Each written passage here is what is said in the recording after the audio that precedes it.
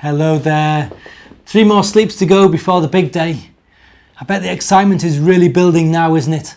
I know it is here in my home. Even the dog is getting excited for the celebration that's to come. By now I bet you really know the story well. Who are you most excited by? The shepherds, the angels, the wise men, or maybe Mary and Joseph? Let's see what's happening in the little bear's adventure as he draws near to that stable and to that wonderful birth. On December the 22nd, Benjamin opened the next door and found an apple tree. The little bear and the lamb followed the star into the town of Bethlehem. In a narrow street they noticed a man with a donkey. On the donkey sat a woman. The man stopped at the inn and knocked on the door. "We're seeking shelter," he said. "I'm sorry, but every last room is full," said the innkeeper. "All I can offer is the stable just outside of town." Gratefully, the man and the woman set out for the stable. The little bear's heart thumped loudly in his chest. The woman looked so tired. It made the little bear feel sad. Then, as the couple passed by a winter bare apple tree, the tree burst into blossom right before his eyes. The little bear was cheered by the sight. "Everything will be all right," he told himself, and followed the couple to the stable. When Mother Bear finished the story, Benjamin smiled. "The flowering apple tree was a hopeful sign, wasn't it?" he asked. "Yes, indeed," replied his mother. "Miracles can happen any time." We're going to go through our Advent calendar window again now, and hopefully we'll find a character that excites us on the other side.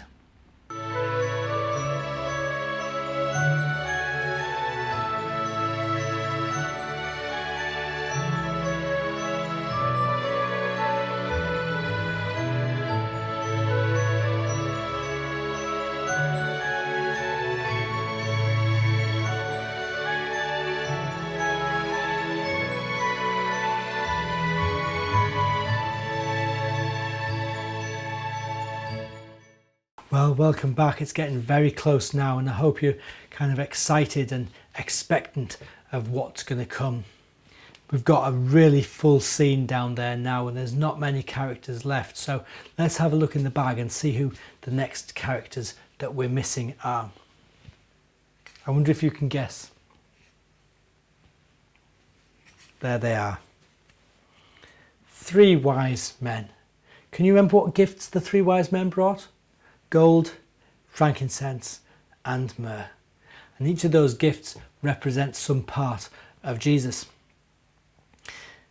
I like the wise men because the wise men show that people from other cultures, from other nations, from other lands are just as valuable to God as those people to the land at which Jesus was born. That's what this story is all about, the idea that God is not just for one group of people, but for all humanity. And we join in that. So let's put the wise men into the picture. They go right at the front, look here. Right near the front.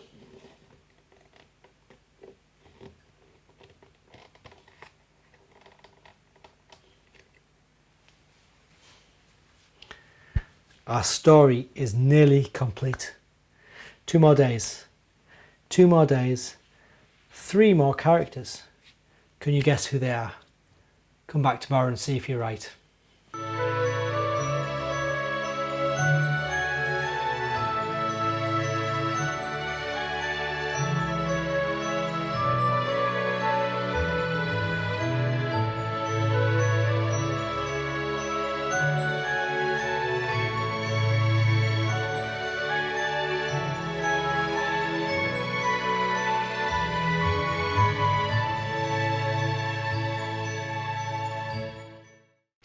Can I let you into a secret?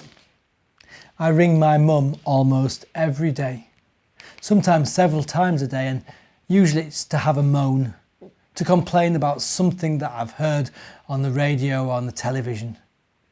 It's not very pleasant really, is it? To be always complaining about something.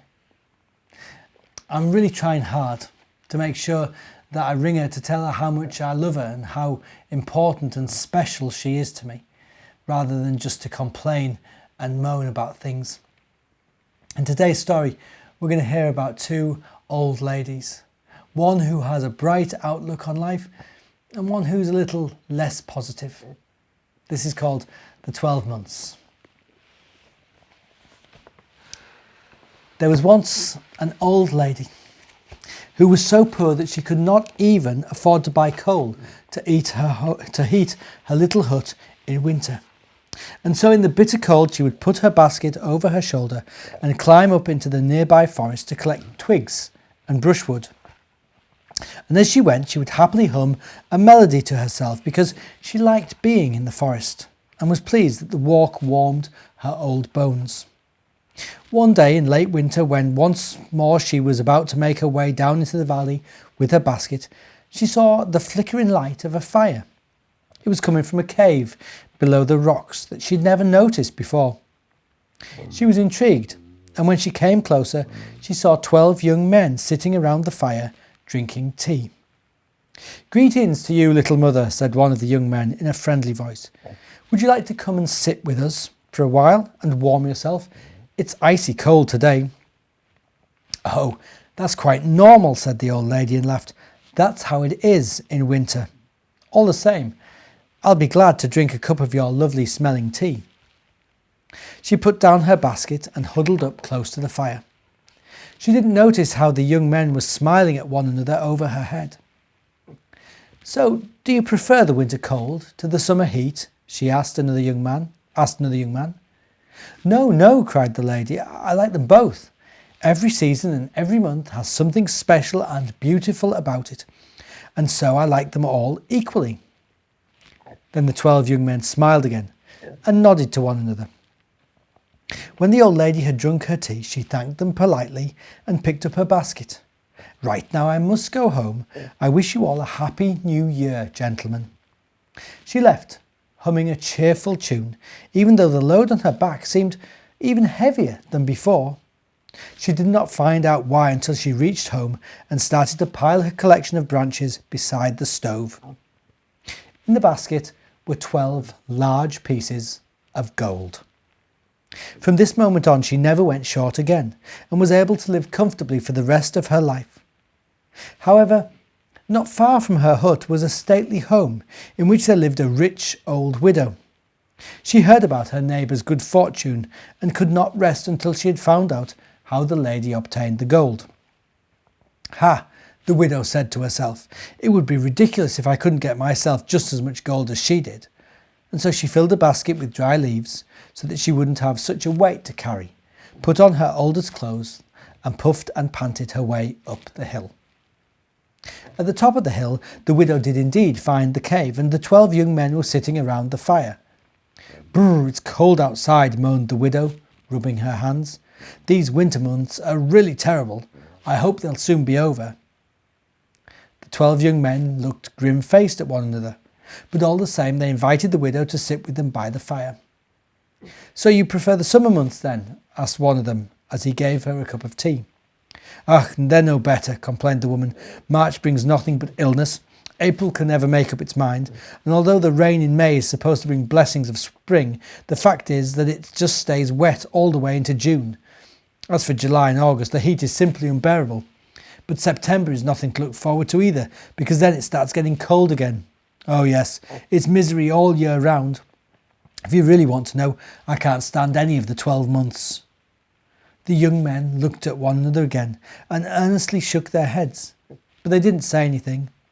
And finally the widow stood up with a groan and put her baskets on her shoulders. "Ah well," she said, "time to go home, that's it."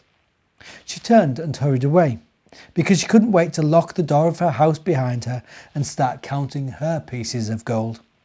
However, when she did get home and with greedy fingers rummaged through the contents of her basket, she found nothing but dry leaves.